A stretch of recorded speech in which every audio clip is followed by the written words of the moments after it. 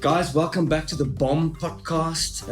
We have the privilege today to have a friend and a maestro in the industry with us who started out from the bottom of the ladder, and he's going to tell us more about that and his road to unprecedented stardom in the publishing world. Now, John Fishlock, welcome to the Bomb Podcast. Thank you. We're privileged to have you here today. Without further ado, please tell us a little bit about your story. Well, my story started in the UK, and having left college with a political diploma and a economics diploma and a physical education diploma, I decided to go and be a motorcycle courier for a music company. Go. Take note. So, using we can stop here. Using all my fine education to actually jump on a motorbike and deliver packages. Now, the company that I was working for at the time was called Airedale, and they basically had 16 composers that they had contracted, and they were delivering, or their composers were writing, and they were delivering music for film, television, and jingles, etc., etc. And fortuitously for me, I got to meet some of the most incredible composers of all time. On their roster was a guy called Stanley Myers, who wrote Cavatina for the Deer Hunter. Wow. Then there was a young guy who was wet behind the ears and was a techno geek keyboard player with his little synthesizer, and his name was Hans Zimmer. All right. Not heard of him. Sounds vaguely familiar. And he and I became. Sounds like. He and I became really good friends, actually. And to this day, we still keep in contact. And he's sort of risen to meteoric fame, and super talented. But he's still a really wonderful human being. Sure. Wow. And then there was a guy called Roger Greenaway who wrote the song "I'd Like to Teach the World to Sing," which was a global hit, and was the Coca-Cola theme for about 5 years. Wow. Massive song. And he went on to write most of the Drifters hits, most of the Fortunes hits, and was a superstar. And there was there were 16 composers, and they all had their own little sort of forte and expertise, and were also hugely successful as well. So that was a great sort of opportunity to drive around London delivering tapes in the pouring rain and the wind of London, but at the same time get to know and work with some really amazing people. And again, I keep contact with most of them still. They're great people. But from there, I then moved. I migrated and went into the studio, where I was offered a job to be trained as an engineer at Air Studios in London, which was at the time was probably one of the most prestigious studios. Yeah, and it had, you walk in there and there was always someone of huge major stature who was working in the studio doing an album. And there was Air Montserrat, there was Air London, and then there was another studio in Ladbroke Grove in London, which was all part of the Air group. But I was trained as an engineer at Air Studios in London, which is Oxford Street. And again, I was privileged to work with the likes of McCartney and George Martin, or the late George Martin, I should say. We did Ain't Nobody with Chaka Khan at that studio, which was, again, one of the most memorable experiences I've ever had in my musical career. Yeah. And Alchemy Live, Dire Straits, Mark Knopfler. I was on that project for about 8 weeks. So again, it was a really interesting sort of apprenticeship in a way. Again, you got getting to know some amazing people, getting to know how the studio works at the top level, which is great. So, having realised that I'm never going to spend the rest of my life in the studio, because it just wasn't, it was fascinating and a great experience, but I knew that I was not going to, wasn't going to be a career in the studio. So I left and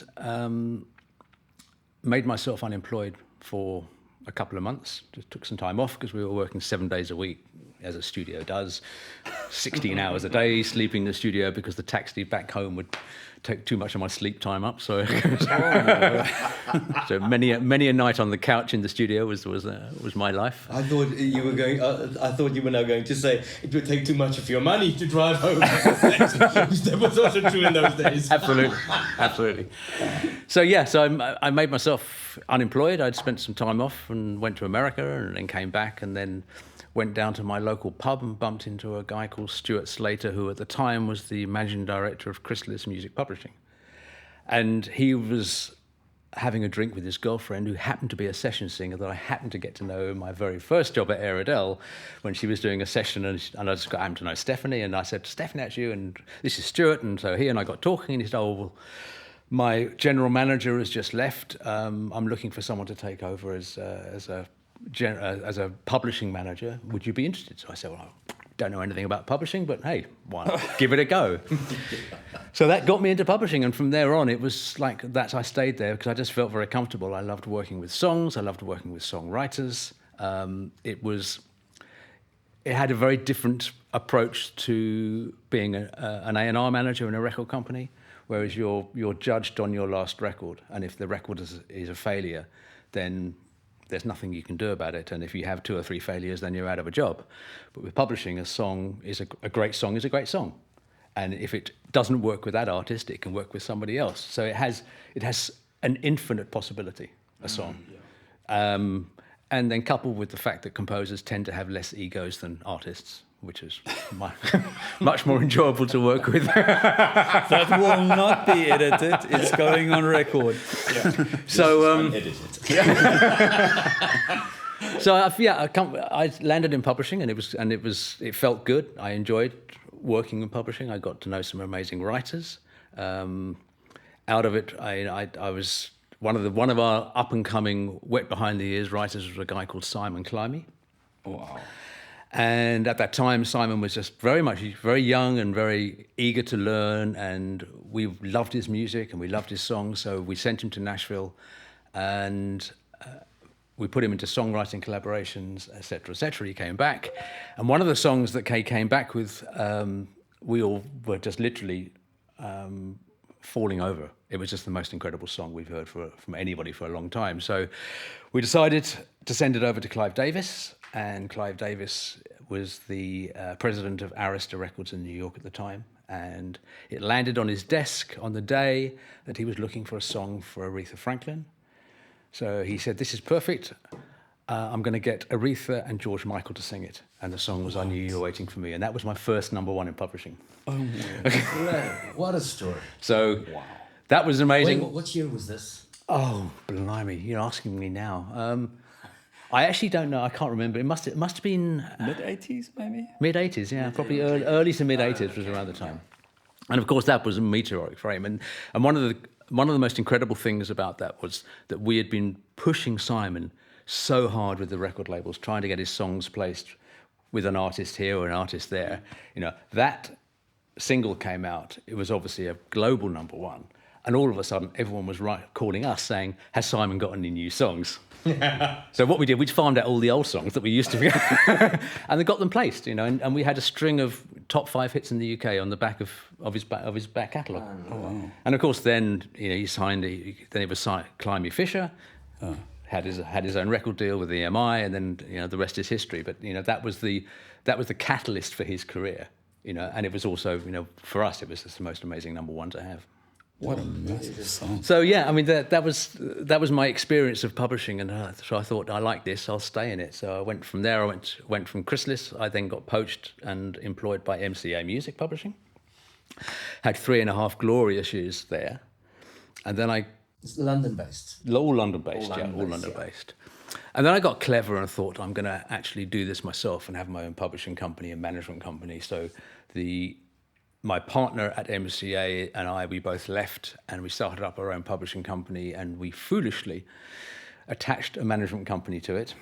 Our first signing was a female singer called Harriet Roberts from Sheffield, an incredible voice, an amazing songwriter. We got her a record deal with Warner's worldwide within about a month. We spent 6 months making the record, taking on a writing trip to LA and New York and Nashville and across Europe. Made an amazing album. Album was a priority worldwide by Warner. Released the first single, and Harriet decided she was going to get together with a boyfriend and dig her head in a bag of cocaine and a bottle of Jack Daniels. And she basically, from the launch of the single, she was incapable of singing because she just was so drugged and drunk. Yeah. and she killed her career. She got dropped by Warner's, and we, I suppose, stupidly put all our eggs in one basket, and we basically went bankrupt. So, and we're out of work.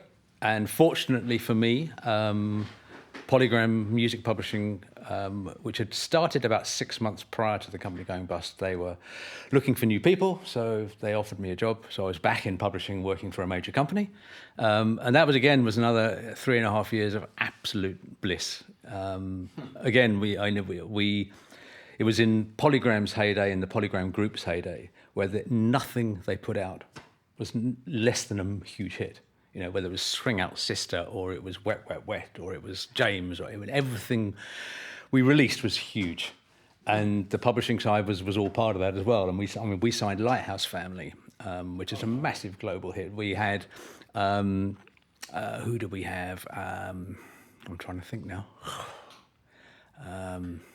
Norman Cook. We had Was Not Was. We had some huge UK and European hits, and American artists as well. And one of the things, and I personally was picked by Van Morrison to look after Van Morrison. Wow. There were two people in the global Polygram group that he would talk to, me and a guy called John Waller. Maybe he likes John, I don't know. That's the key word. Maybe he does. Oh my goodness. So, and of course, that was a great privilege and a great experience to work with sort of someone of that caliber and that stature was just absolutely brilliant. But also, Polygram were also getting into film, so I started working as a music supervisor on behalf of the Polygram Group for their film companies, and one of the film companies they bought was Working Title. And one of the first films I worked on was 4 Weddings and a Funeral. What? And that was the iconic experience. And it was the first time I'd actually really done it properly. You know, where I got the script, I worked with the director, I worked with the producer, we mapped out where we're going to have music. I then put various ideas for various scenes that we'd mapped out. And we sat down and we said, okay, we'll have that one, we'll have that one, we'll have that one. And then we put it in the film. And we looked at the soundtrack at the end of it and we thought, well, you know, the Trogs, Love Is All Around, and then Barry Manilow and an old Elton John hit. You know, it doesn't make for a terribly commercial album, so what should we do? Let's go and re-record them. So that's how Love Is All Around got to Wet, Wet, Wet. What? I took it to them. They said, yeah, we'll do it. And then the rest is history. The biggest hit they've ever had. What a beautiful story. Yeah, I mean, so, and it's all... You know, it's all about being at the right place at the right time. Yeah. And this industry is basically what that is about. You know, you can be the best in the world, but a little bit of luck is what you need. Well, this is the wisdom we need you to punch at the end. But Yeah. you know, repetition brings, what's the Afrikaans saying? Herhaling bring vastlegging. Repetition. Repetition is the mother of all skill. John, this is fascinating. So yeah, that was. I mean, so from there as well, I then did other films with Working Title. One of them was Jack and Sarah, which is another European huge success, which is great. And that one catapulted Lighthouse Family throughout Europe, because up to that point they'd had great success in the UK. But that particular film and the use of Ocean Drive in one particular poignant scene, when the film broke in Europe and was a huge success, that was the track that sort of catapulted Lighthouse Family into the European market. So it just shows, you know, what music can do and what the synergy of music and visual can do in order to enhance not only the movie itself, but also to help the career of the artist or the band. Yeah. So that was, you know, that was my Polygram days, and then I got posted to Polygram in Germany to do a similar sort of thing. But this time I was working for the record company and for the publishing company, and the idea was to try and synergize the master rights and the publishing rights and get them into the sort of the German film and television market, which was a challenge, I have to say. It was a very, very tough job. I didn't not enjoy it. It was good, but you know, firstly, the language barrier was tough. I did learn German, and that they do speak very good English. But there's also a mentality thing. You know, it's, you know, their perception of what music goes well with their visuals is very different to how I saw it. And so we always had this tug of war as to what I felt they needed and what they felt they needed. And it was a very tough challenge. We had a few successes, but nothing of any great magnitude. And then I just happened to be offered a job by Polygram to start Polygram Music in South Africa. So that's actually what then brought me over here. Wow. Because obviously post-apartheid, all the record companies got sort of started up again, etc. And Polygram were already back. They'd already started up the record company, but they hadn't started up the publishing company. So they said to me, would you be interested in going over and taking that spirit? So this would be somewhere in the 90s then? Post. Yeah. And you've been here ever since, right? I mean, that was your move to South Africa. Yeah, basically, that was 90. I moved from Germany to South Africa in 96 and started Polygram on the 1st of January 97. And then that was then I started from a clean slate of literally no local roster whatsoever, and built that up for I think 10 years, which then went from Polygram. It then went to Universal because Universal bought the Polygram group.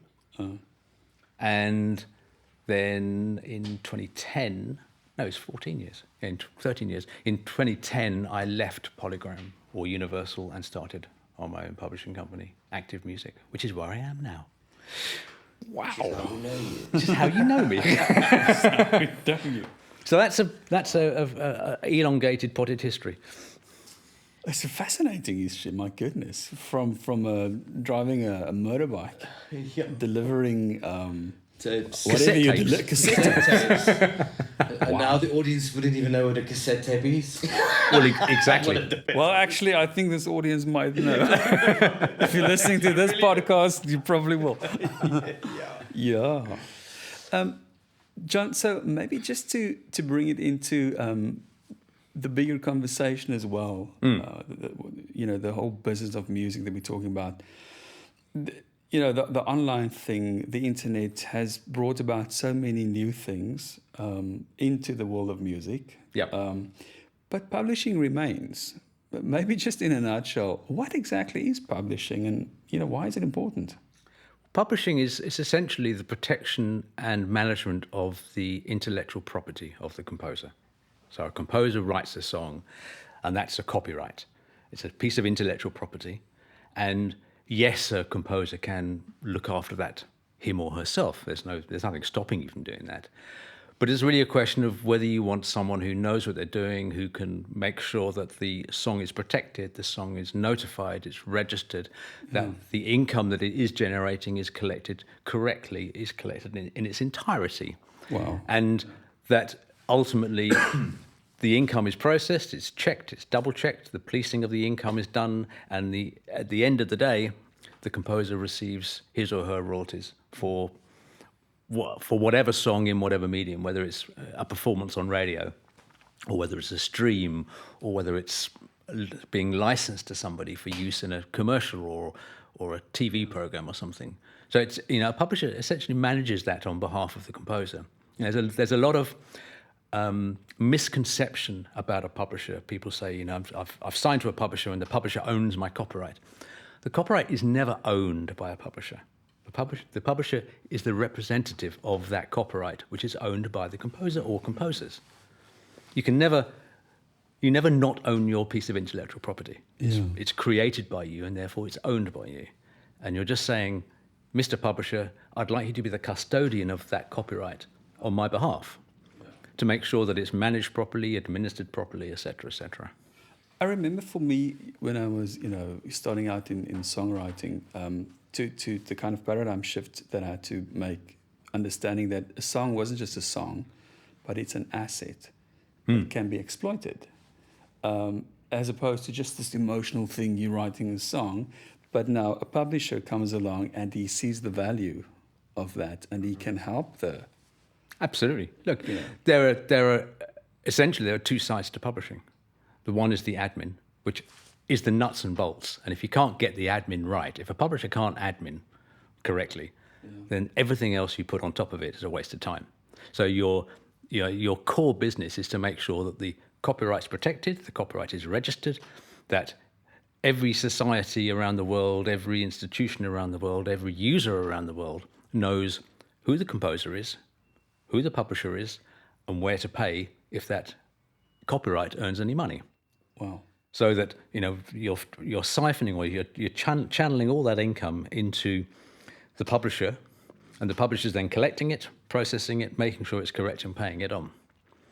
So that's the core side of our business, which is the admin. But the second side is the creative, and that is a publisher should, in my view, if you're gonna give me your song to look after, I regard that as being a privilege. And for that privilege, I need to bring value to you. Otherwise, why would you bring it to me? Wow. So if I can add value, that's the reason why I would like to be your publisher. If I can't add value, what's the point of having me? Because I'm wasting your time and I'm wasting my time. Yeah. So that comes back to the creative side. And and the classic example could be a Simon Climie. It could be "Love Is All Around," an old '60s song that never reached the top 40 in the UK. Suddenly, is a number one for "Wet, Wet, Wet" around the globe. Incredible. Yeah. And adding that value is what it's all about. Yeah. John, this is amazing. Can I pull back 2 steps? Oh, do you have to? To simplify it for myself.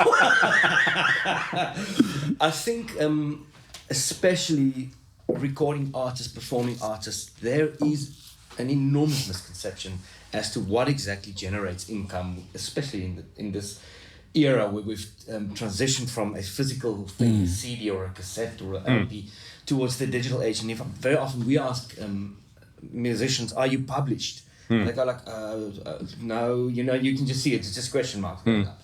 So the concept of a publisher is a strange concept for many people.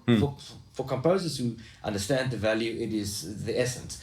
But can you, in a nutshell, just explain to a normal singer-songwriter, a musician, a composer, where does the money actually come from? Okay, yeah. If we do a breakdown of the flow of revenue. There are three key areas of income. There are 4, but the 4th in South Africa is not really very relevant. I hope sincerely that it becomes relevant again soon, but at the moment it's not, which is called print. And that is manuscript, the sale of manuscript, which of course you don't get.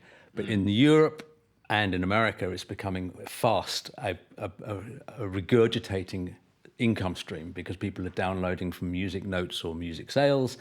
And I think that there is a massive market in South Africa for that as well, especially for the likes of your Soweto string quartets and your Miriam Makebas and your Ladysmith Black Mambasas, where people would love to be able to play those songs. Yeah. And in order to do that, they need the sheet music. So it's one of my pioneering things, and hopefully one day I'll be able to achieve it. Is to get 5,000 of the top South African songs on manuscript into the digital arena, so the world can actually buy that. But that's one area which to say is not relevant at the moment. The 3 key areas are what we call mechanical income.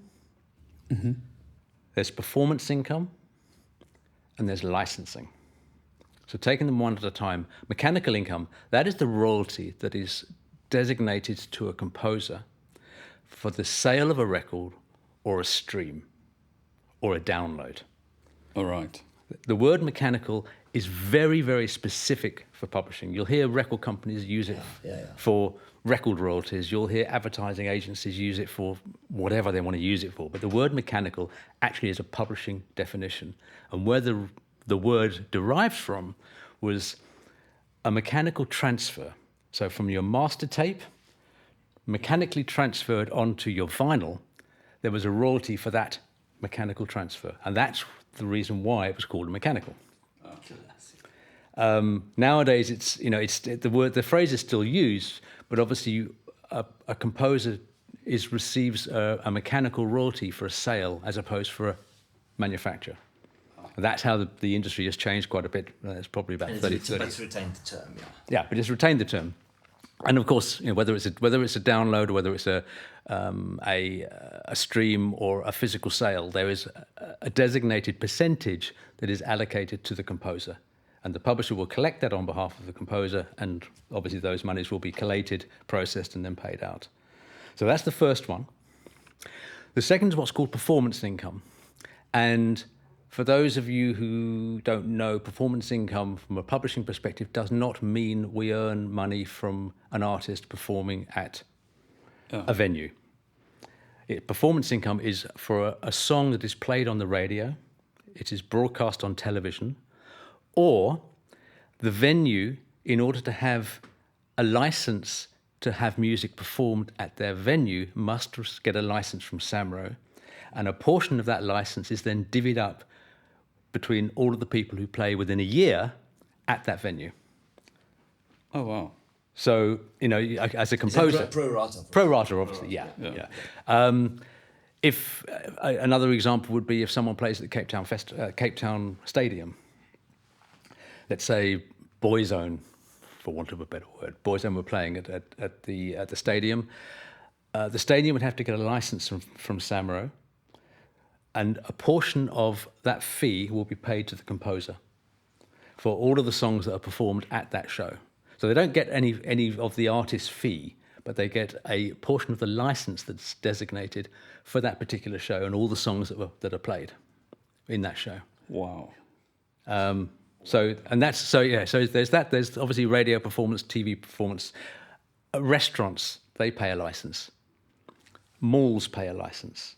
So any public performance or venue in a public place must have a license to play music, and those monies get put into a big pot and they're prorated out and they're distributed. Obviously, we can't expect a mall to say we played Justin Timberlake at 3:10, and then we played Helmut Mayer at 4:30. They don't do that, but it's put into a big pot and it's prorated out in accordance with an annual earnings report. But other venues, like your Ed Sheeran at the Cape Town Stadium, they will send their set list, and there will be particular apportionment of a royalty to the composer for that particular show.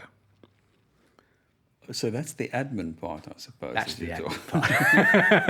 My goodness. So that's performance income. And then the third one, which is obviously very important for us as well, which is what's called licensing. And licensing is when somebody wants to use a piece of the intellectual property or wants to use the intellectual property for a particular project, whether it be a film project, a TV project, or an advertising project. If someone wants to use your lyrics in their dissertation, they have to get permission and they have to pay a license.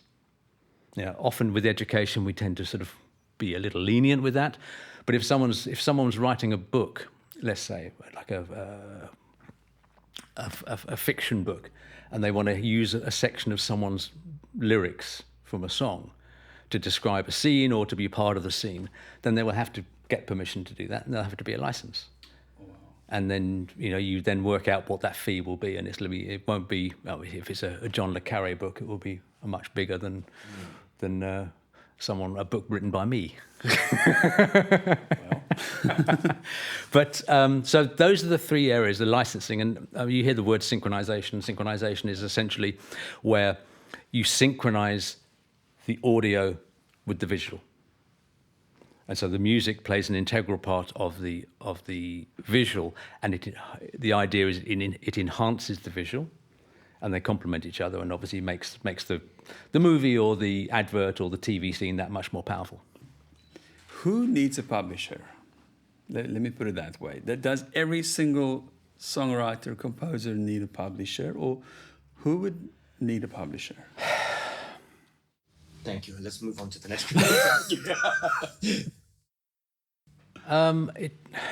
It's a good question, and I won't hide behind it at all. I mean, essentially, if you're asking a publisher who needs a publisher, I say everybody. Yeah. But the truth is, if a composer knows what to do, knows how to do it, and has the time to do it, then yes, you can publish yourself and you can administer yourself, and you can look after yourself. The problem is that if you're just a sole composer, you probably have got the time to do it, because you're not going to be writing every single day, essentially. So you can put a couple of days a week aside to do your admin and do your notifications and do all that sort of thing. But your primary job as a composer is to write songs. Yes. So I would say, do what you do best. I've seen lots of people in the years that I've been a publisher say, I'm going to publish myself. And I've seen them fail dismally. They haven't got the time, they haven't got the know-how, they can't bring the extra value for themselves because they're just, they're not that way inclined. Yeah. They're not pushy, they're not hard, they're not great sellers. They also don't know where the money comes from. They don't understand where the money comes from. The learning curve. You've little things like sort of making sure you get all of your money out of Samro can take weeks of email badgering, phoning badgering. And does a composer really have the time, the inclination, and the perseverance to do it? And the answer is no, I don't believe they do. So most people need a publisher because a composer doesn't have the know-how and the perseverance to do what needs to be done. And the argument that I've heard many times, well, yeah, but now the publisher takes 15, 20, 30%. But all right, I can do it myself. But compared to the income generated by myself versus a publisher, that's almost nothing. Yeah. Well, this is where the value add comes in. Exactly. And that needs to be the composer's decision as to whether they believe the person they're going to entrust with their copyrights is going to be able to bring value and add value. Which now leads me to the questions. Somebody wants to sing, they may be good at writing, songs and lyrics. Where and how do they trace a trustworthy publisher? But where do they find? I mean, except you can put your details at the bottom. But be prepared. Be prepared. No, how do you find it, or is that something you have to only find out by trial and error? You have to find by trial and error.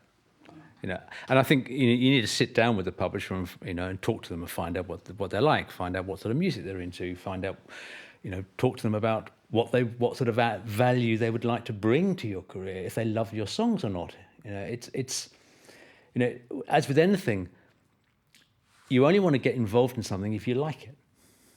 You want to buy a car because you like that particular car. You want to get involved with a songwriter because you love the songs that they write.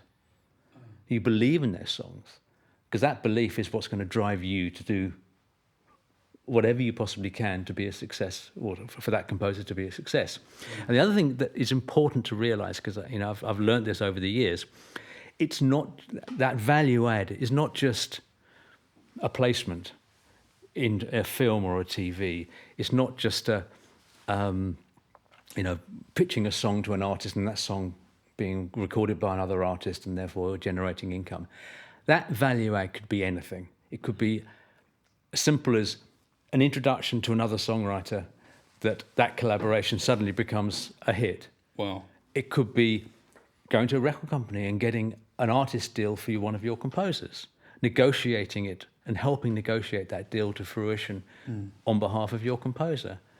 Being there at all points along their career to try and bring that value, bring your experience, bring your knowledge to help them get further in their career. So it's not just a money-making exercise. It could be a multitude of things. Wow. That you can do for that composer that helps their career. Yeah. Can I tell a little story? From no, I think this is a very practical point. I mean, it was very many years ago. I think in the year 2010, I wrote songs for two big entities. One was for a mine on the Western Coast, and one was for a big retail conglomerate. And I mean, you facilitated all of the negotiations, the legalities, and everything for me. And again, from exactly what you explained earlier, from a composer point of view, is first of all, I knew nothing about the process. I knew I had the courage to write the songs, and I knew I could probably put out something creative, but for the rest of it, I needed help. And I mean, if it wasn't for a person like yourself who understood the industry and who had the expertise, nothing would have come of it. And I mean... Or they may have negotiated a very favourable deal for them and not for you. Exactly. Yeah. And in both instances, actually, it's actually more than 2 instances, it turned out that the process worked out I trust also for the benefit of them, but definitely myself as a composer now understands the value of a publisher, and I wouldn't want to do it myself. Yeah. Look, I mean, with those 2 particular situations, it was not a case of bringing me in to nail the deal and screw the client. For sure. It was a case of coming in, getting a market-related rate, getting a fair deal, because as we always want, we would love them to knock on your door again and say, Helmut, the last experience was so good, we'd like you to do it again, because that's what you want to do. Exactly. You want future business out of it. So you don't try and sort of screw your clients. You try and get a deal that's fair, market related, that's also makes them feel comfortable as though they're getting a good situation. And that's just as important as, getting a market rate, because you want them to come back. John, as we said earlier, it sounds like publishing is really the heartbeat of being a songwriter, composer, and understanding this. So there are so many other questions I have, but time is catching up to us. I want to know, for example, what's a producer's claim to copyright? What's a beat maker's claim? What do you think about YouTube and TikTok? I think we can pause that for another session altogether. I think so. The subject of a beat maker and a producer is very complex, and but it's also incredibly important. Yes. It's something that I have literally weekly battles on. Oh, really? And I'm also, from a publishing perspective, I regard myself as being a very purist publisher. I live and breathe the ethics of what publishing used to be about, and to my mind still is about. But I also represent beat makers and producers. But we've come to a very, very good solution as to how to tackle that problem. And it's still being abused left, right, and centre globally. But I do believe that how I've incorporated it into my business is a very fair and justifiable way.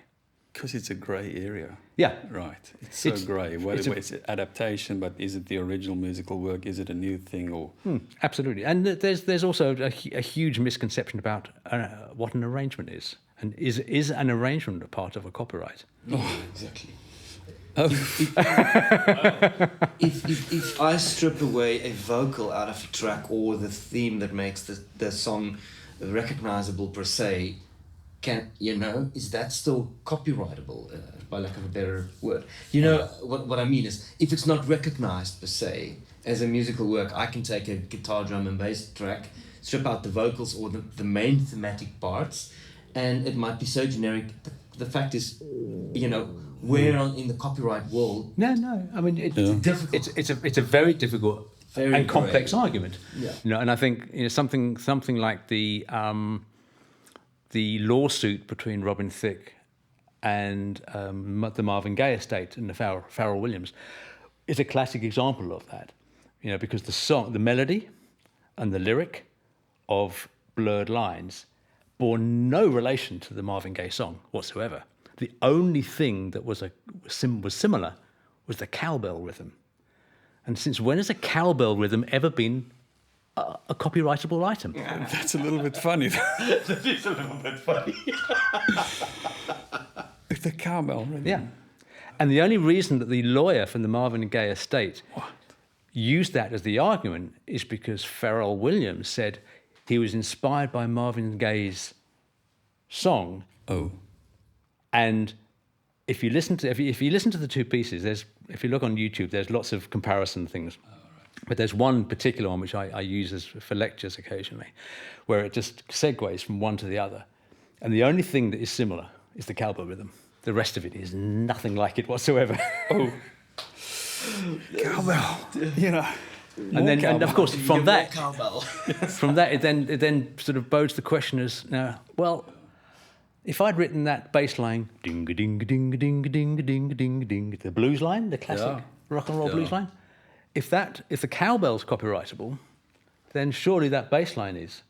And then if I'd written that bass line, I'd be in probably just about every single top 5 hit around the world in the 60s. Exactly. Yeah, we need to speak about that as well. You know, when does it go into public domain and it becomes accessible and... I think we should park it here, and because there's so much to process, you know, in a sense. And maybe for a second episode, we bring on a number of practical hand-on questions, for example. Yes. You know, I'm just thinking of so many people that we work with as record producers, as composers, that, you know, it's such a weird concept for them, but I understand the value that this needs to be spoken up about the value of having a publisher and having the right publisher and understanding the relationship between the publisher and the composer. Yeah. So, so John, thank you so much. I was wondering maybe a parting shot from your side. Another one. one more piece. One more. Yeah, one more last.